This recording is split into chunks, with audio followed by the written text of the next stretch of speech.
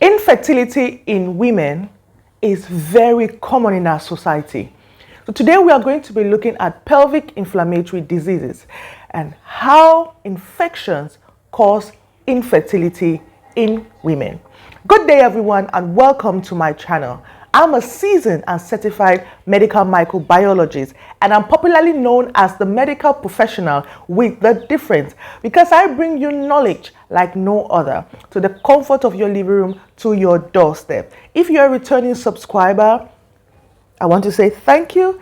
And if you just stumbled on this channel and you're enjoying my content, please do support by subscribing, commenting and sharing.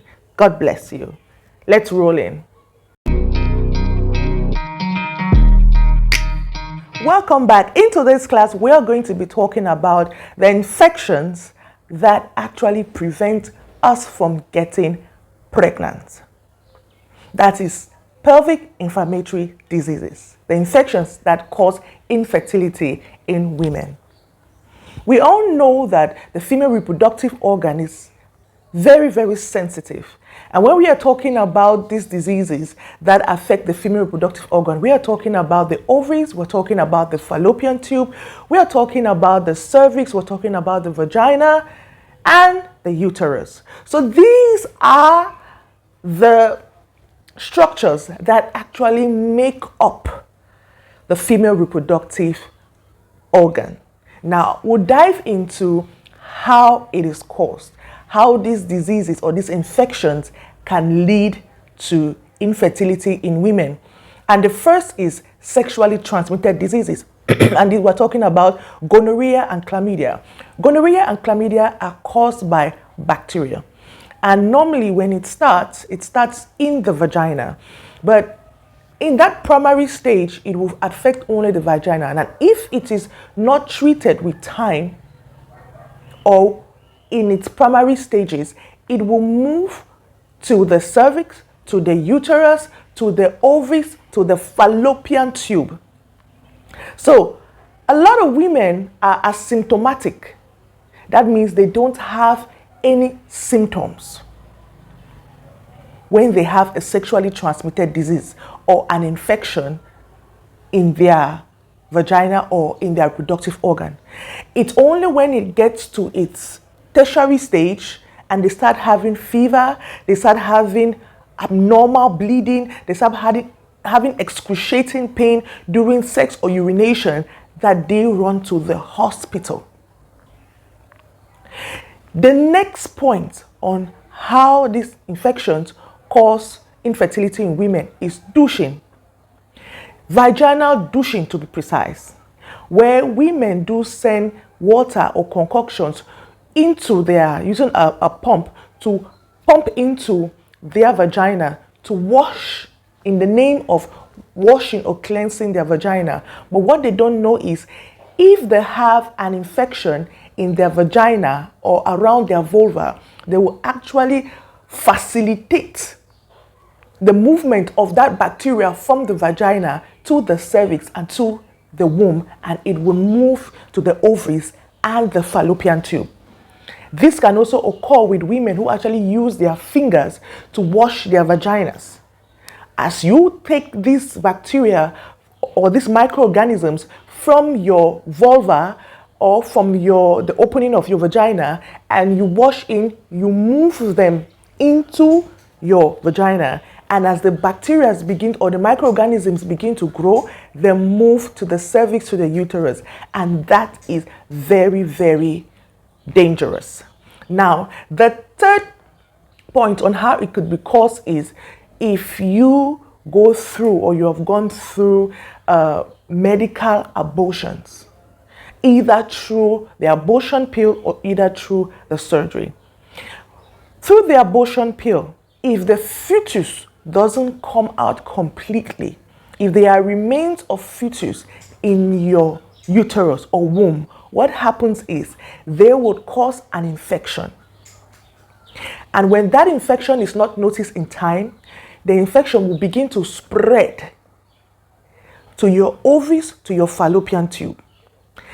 And if a surgery is being done, a medical surgery is being done, And not all the particles, not all the parts of the fetus is being taken out. The same thing is going to happen. And what happens is that these infections, even though you will take antibiotics to treat them, yes, they can be treated. They will leave scarring in the uterus, in the fallopian tube, and in some other areas in your reproductive organ that will prevent the egg from moving to the uterus, or that could prevent the sperm from getting to the egg, and that will prevent fertilization. And so no conception would take place, and you will not be able to get pregnant. So what actually is the problem are these scarrings that are caused after the infection is being treated. Now, so what are the symptoms of pelvic inflammatory disease? The first and the most common is abdominal pain. Pain around the pelvic area. Pain during sexual intercourse. Frequent urination. Pain during urination. And sometimes discharge. And this discharge you're going to be having will be somehow yellowish. But also bear in mind that at the primary stage, some ladies are asymptomatic. Many don't even know they have these problems or have an infection around their pelvic area or around their reproductive area. It's most times it's when it's gone to the secondary stage or the tertiary stage, that is when a woman will begin to know that something is wrong. Most probably when she's experiencing pain during urination and pain during sexual intercourse. Now, when you go to the hospital, a test is going to be done. A couple of tests are going to be done. And the most common are TVS, the transvaginal scan. It will check your cervix, check your uterus, your fallopian tube, check your ovaries. And also, your doctor could actually send in a device to actually tickle or touch your cervix. And if you're feeling pain when your cervix is being touched, that means that you have a pelvic inflammatory disease. And this goes to say that I want to connect this to my previous videos and my previous teachings that have been given out. You know, when you start noticing any form of changes in your reproductive system, please go to the doctor. These are things that, although they are symptomatic in most women, but pain during urination is something that you would experience even at the primary stage. Frequent urination is what you would experience. To protect your fertility and preserve your fertility as a woman begins not when you want to start making babies or when you get married. It begins when you are even before puberty. It begins even before puberty. But when you hit puberty, that is when you should be so sensitive. You should be so sensitive. So, parents, I'm calling upon you to educate your females about these changes. Now, we're going to look into how does this pelvic inflammatory diseases lead to infertility in women. What happens is, when there is an infection in any area of your reproductive system, let me say in your ovaries, your fallopian tube, your cervix, or your uterus, what happens is they get inflamed. And when they get inflamed, since your bladder is so close to your reproductive system, it places pressure on your bladder, and that is how you go frequently to the toilet. And that is why you experience pain during urination. So when they are inflamed, yes, when you take an antibiotic, when it's realized, you start taking antibiotics, yes, they'll get healed.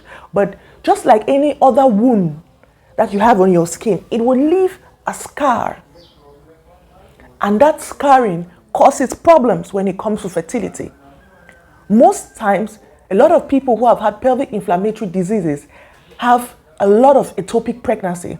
That's because the egg that is being released by the luteinizing hormone cannot move into the uterus, cannot move to get implanted into the uterus, and the sperm cannot fertilize the egg.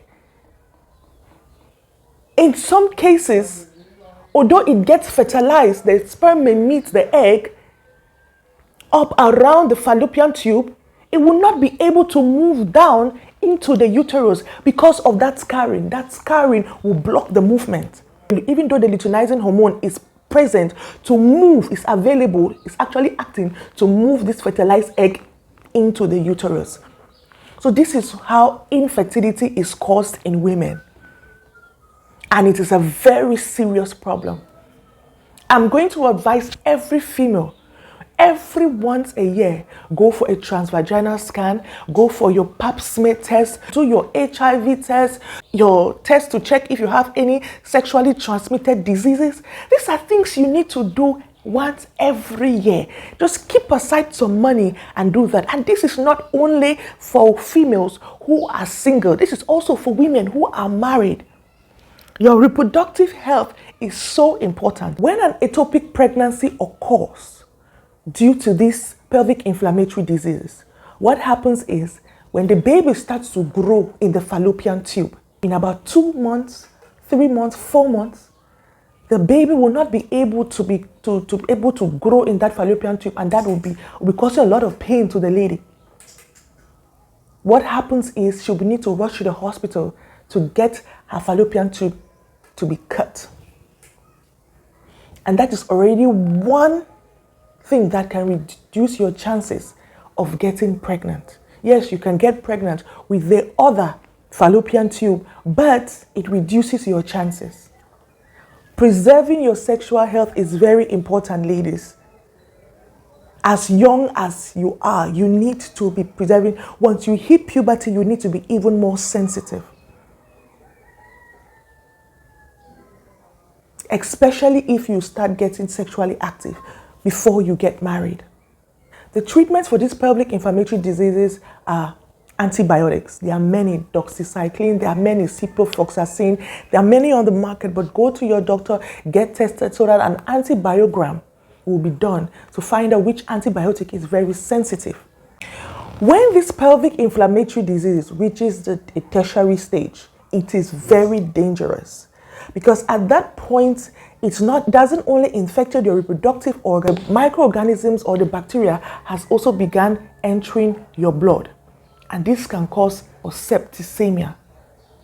And you can go into septic shock. So how can you prevent these pelvic inflammatory diseases? Point number 1, use a condom. Use barrier protection. Female condoms are available, male condoms are available. Stop douching.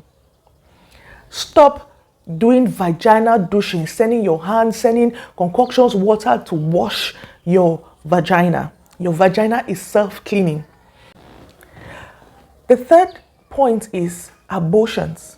Many people who go about having abortions by drinking concoctions, by taking this and that are not being supervised medically, run the risk of not having children in the future because of the scarrings that may be caused, the leftovers of fetus that may be left in their uterus. And even some ladies who go through the medical procedure of abortion, maybe through the pill or through the surgeries where it is the fetus is being scooped out, you may have some fetus left in your uterus, and that may lead to infection, this pelvic inflammatory disease. And also, you can also have a lot of scooping, and that scooping may scar, may actually puncture or cause a wound in your uterus, and that scarring may lead to permanent infertility. So this is very important, ladies. Please do be alert. If you want to decide that you have gone for abortions, which I'm not for, make sure it is being followed up medically. God bless you. Till next time, thanks for joining me into this class. I remain your seasoned and certified medical professional, Gwendolyn Halley. Bye-bye.